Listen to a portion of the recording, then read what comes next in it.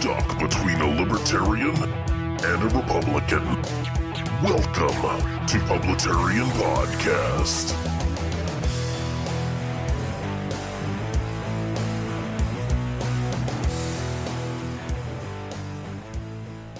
Good morning, good afternoon, and good evening, everybody. This is Ronald Johnson, Publitarian, coming at you again with another episode of Publitarian Podcast, and we are up to episode number 107.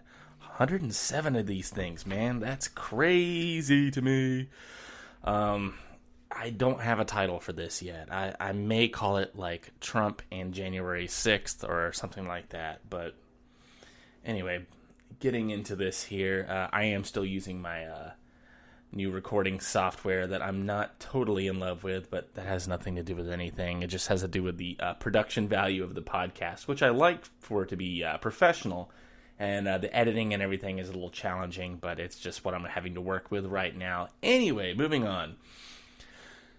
Liberals think that history started yesterday. They also think that anyone that came before us were the dumbest people alive. And liberals have all of the answers, and there's nothing that a liberal could benefit from listening to history. And that's a shame, because history is where we learn the most. And as the old adage goes, if we do not learn from history, we are doomed to repeat it. On that note, to the real socialism has never been tried crowd, how many more totalitarian dictatorships is it going to take for you to change your mind? Of course, speaking about what's going on in Cuba. How many body bags? I just heard adults talking about, well, it's the United States' fault because of the trade embargo on Cuba. Guys, everybody that is going to pick up that and run with it, we started trading with a communist country some years ago, and now they're an economic superpower house. And they still have communism. And they still have authoritarian regimes, and they are now like the largest police state in the world. Guess who that is? Do I need to tell you? Say it with me, everybody. China. Remember, these liberal people that say this, they're mouthpieces, they're hypocrites. They never live by their own rules. Celebrities famously do this. They prop up Cuba and Castro and talk about how great their healthcare system is. Well, if their healthcare system is so great, why are they in need of coronavirus vaccines? And why are they taking to the streets? Your argument falls apart either way. If they're taking to the streets because of coronavirus, like some people on Twitter have laughably claimed, well, then I thought their health care was better than the United States. We can get a coronavirus vaccine here. You can walk into a Walgreens and get it. So which is it? Is their health care the greatest in the world? Or are the people in the streets really protesting against communism and dictatorship that's been around since the 60s? Which one is it, folks? Freaking literal millionaires living in America telling you how great socialism is. Useful idiots, Lenin called them. Yeah, you know, Vladimir Lenin. Useful idiots. The people that are the mouthpieces that talk about how great leftism, socialism, and communism is, but don't have to live under its rules. If it does get fully implemented, history shows that those people are the first to be eliminated. It's like cutting your own throat. Anyway, I didn't mean to spend time on Cuba. It's happening in the news, so I thought I would talk about it on the podcast. I find it very telling that people that want to be free, Cuba, Hong Kong, places like that, always wave the American flag as their symbol of rebellion, as their symbol of standing up against the regime. And then you look at spoiled little shits here in this country running around with their Che Guevara shirts on, and their hammer and sickles, and think that they are the ones that are fighting the system, that are fighting the man.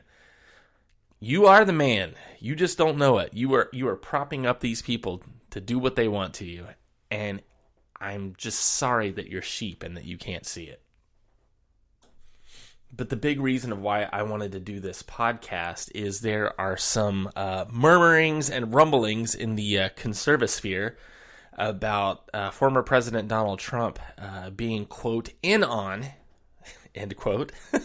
The January 6th riots, insurrection, whatever you want to call it. If you want to call it an insurrection, that's fine. I heard President Biden talking about how this thing is, the worst thing that's ever happened in history, and oh my God, it's so horrible, and the deadly insurrection of January 6th. Ironically, there's only one person that lost their life on January 6th, and it was the person on the other side, Ashley Babbitt, a Trump supporter, that got shot by a black police officer. Why am I using race? Because it's so important to people on the left to know the race of who did what. I'm assuming you want to know, right? Don't you want to know that a white girl got shot by a black police officer? Isn't that important to you? What's the police officer's name? We don't know. But we knew fucking Derek Chauvin, like, within minutes of the George Floyd shit going on. Side note, there was a mural in Ohio that got smacked by lightning, and that was a mural to George Floyd. I'm just going to leave that alone. I'm just going to let that sit there, and you make of that whatever you want. But anyway, the media has made a lot of hay over this January 6th thing, and there are people that have been locked up, and the key has been thrown away, and nobody is asking any questions of where they are, what's happened to them, have they been charged, have they not been charged. They've just disappeared off the face of the earth, and that's why it's hard for people on the right to get on board with any kind of movement, because it does cost you something. It could cost you everything to be a part of this movement. And then there are other people that are still in denial that just think, we can continue to exist and live a comfortable lifestyle in the United States without tending to the garden and pulling weeds and tearing down vines. And freedom, liberty, all these things have to be maintained. They have to be. It was Thomas Jefferson that said that the tree of liberty must be refreshed with the blood of patriots from time to time. I may have butchered that a little. I didn't butcher it as badly as Joe Biden did a couple of weeks ago when he tried to quote that. Oh my gosh, it was a freaking shit show.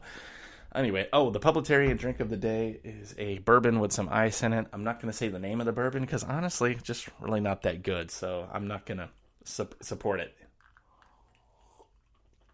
Anyway, I wanted to, the whole reason, even though I've gone off on 5 rabbit trails now, the whole reason I wanted to create this podcast was to address some of the concerns in the conservo-sphere about people saying that Trump was in on it. He was in on the January 6th resurrection.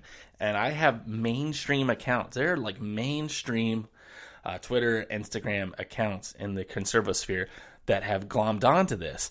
And I just wanted to talk about it a little bit. So I'm just going to start with point 1. Are y'all crazy? Seriously, are you crazy? Well, you don't have all the data points that I have. Here are my data points. Yo. Here's my data points. You don't lose half of your fortune and work for free for 4 years while have the collective global microscope of the world shoved up your ass to be a part of a conspiracy. Data point number 1. Let's just start right there. Seriously? You think Donald Trump was a part of this? Oh my gosh. There was a dude that used to work for the state attorney's office that just sent a letter to Trump telling him that William Barr instructed him not to go public about any allegations that he received about voter fraud or any kind of irregularities, but to give it to the state attorney, that's the Pennsylvania state attorney general. Also, that same state attorney general told Trump that he wasn't going to win and hated Trump. Anyway, again, you think that Trump is the problem? Do y'all remember the cease and desist letter that he sent in March demanding that the RNC stop using his name for fundraising? Does somebody do that if they're in on it? People that are in on these conspiracies will never see any consequences. That hasn't been Trump, nor has it been his family. He and his family have been put through the ringer. So if he were really in on these conspiracies, he wouldn't have never have seen any consequences for this. His life has been attempted ruined, and the life of his family. No matter how many data points you give me, you can't erase the fact that the entire world was trying to get rid of this guy. Why would they do that if he was in on it? Well, controlled opposition, Ronald. Okay, Bush's, Romney's, Republicans like that, that's controlled opposition. You get a little bit of a dressing down by the media, but you don't have the world global elite come after you. Now, if you want to have a discussion with me about who he surrounded himself with, like i.e. cabinet members and advisors, then we can certainly have that conversation. Did he have some swampy people that he shouldn't have hired and trusted in his inner circle? Of course he did. Just a side note, I think Jared Kushner or maybe even Ivanka might have been a couple of them. If Trump was in on it, then Sebastian Borka and Bannon and Roger Stone would have nothing nice to say about this guy. Matter of fact, he went to bat for all of these people except for Steve.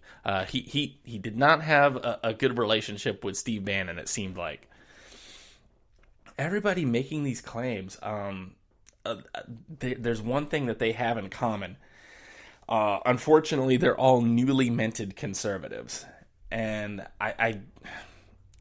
what I'm saying is they're either all like ex-Bernie bros that saw the light in 2016, or they were either apolitical or straight up liberals that Trump kind of like swayed them over to make them like MAGA people or conservatives. That's the one thing I'm seeing in common with all of these influencers that are saying they have all these data points showing that Trump was in on January 6th. One, I don't know, I think y'all have just never had your heart broken by a Republican before. If you're an actual conservative, bro, this is just part and parcel. I've said this on my podcast many times. When you vote for a conservative, you have a 50-50 shot that they're going to be a conservative. If you vote for a Democrat, with the exception of a freaking Tulsi Gabbard or something like that, you're always going to get a Democrat. If you vote conservative or Republican, sometimes, like I said, I think it's as high as 50-50. You may get a conservative, you may get a Democrat. What's my evidence of that? Look around. Look how many people came to Trump's aid. Again, that's in my favor. Jim Jordan, sometimes Ted Cruz, sometimes Rand Paul. Not many people in his corner. Most people wanting to throw him overboard, under the bus. Again, if you're in on a conspiracy theory and you're a part of the team will only kind of like lightly throw you over. They don't like come after you with such tenacity and ferocity. Is that a word? Ferocity? Yeah. Anyway, this is not me saying that Donald Trump broke your heart, but I don't know. I think he has, because something didn't 100% happen the way policy-wise that you think it needed to. So you think the whole thing was a wash? Politics is not zero sum. Listen to me, after decades of voting Republican, I don't like this truth, but it is the truth. You do have to vote sometimes the lesser of the evils if there's no good candidate, because we're not ever going to 100% get what we want, because people are fallible people. They're human beings. They're never going to give you 100% exactly what you want from a candidate. And I still argue that Trump was pretty damn close. Anyway, point one was a long point there. Again, rabbit trailed. But another one of the data points I'm seeing from these conservo people is that Trump is just now talking about Ashley Babbitt. Yeah, because somebody told him about it. This is going to be hard for some of you to believe, but the president is not omniscient. He's not, omnipotent. They don't know everything. It's like when members of the Proud Boys got upset that Trump didn't rescue them. Did you hear him on that debate stage with Joe Biden? By the way, Joe Biden couldn't tell you who the Proud Boys were either. You could tell that someone was shouting at him in his freaking earpiece, "Proud Boys," when they were asking Trump to denounce people.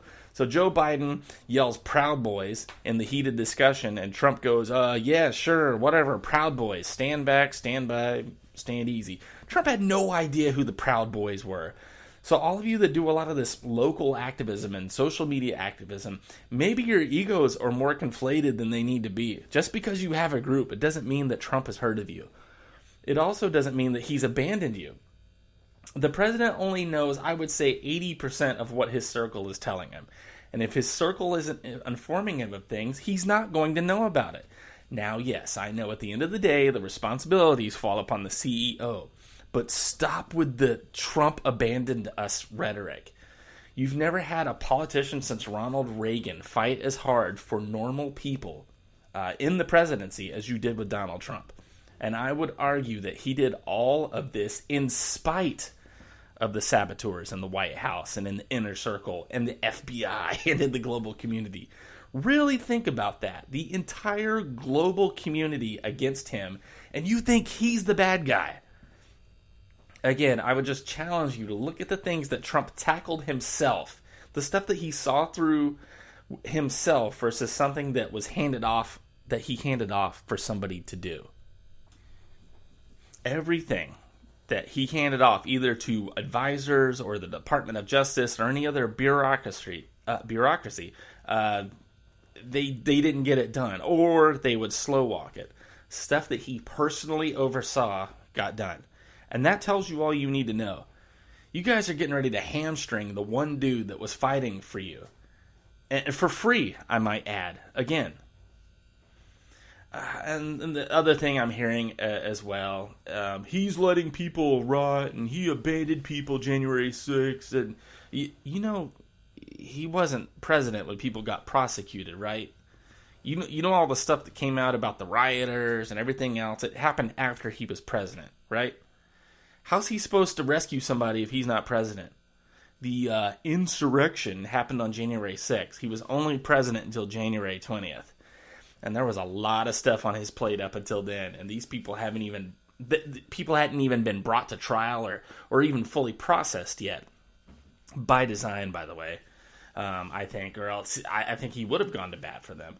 So you guys need to really think long and hard about who your friends are and who your enemies are. Here's another data point that I would like to add. I use Dan Bongino shows a lot, but Trump was on his show, and it was right before the 2020 election. And Bongino asked him point blank about the Durham report and what AG Barr was doing and all this stuff. And Dan was like, "Hey, I've heard that this report's not going to come out."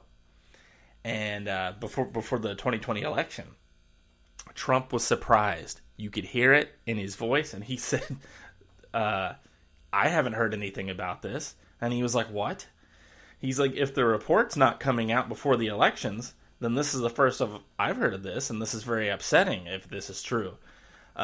Again, he only knows like what his circle is telling him, unless he's finding it somewhere on Twitter, which he wasn't on anymore after what was that, January 7th, 8th, something like that, and they kicked him off Twitter. Again, to the controlled opposition crowd, there's another point in my argument. Why would you kick somebody off of social media who's on your team? See how many blue checkmark conservatives stay on social media that never get any kind of infractions. That's probably your controlled opposition. Controlled opposition, they don't get kicked off of social media. Anyway, I think that will do it for me on this edition of Publitarian Podcast. If you want to reach out to me, you can. I'm publitarian@protonmail.com. I am literally on all of the social medias, although if you go to find me on Parler, I mean, my account's there, but I'm not doing anything there anymore. I am trying to get her done. I think I've got like 5 followers on there. Instagram is still where I get like my biggest reach and biggest audience, but I'm on Locals, Liberty Centric, Minds, Gab. I'm on all of them. But anyway, I just wanted to address that because I think we're missing the mark. And I understand because people on the right have what I call the kicked dog syndrome. We've been kicked so many times that we're just like looking around from all directions going, oh, everybody's kicking us. And then we're becoming our own worst enemy. So I hope you guys will take some of what I've said to heart and know who your friends are and know who your enemies are. Anyway, that will do it for me on this edition of Publitarian Podcast, and I will see you guys on the next episode. Take care until then.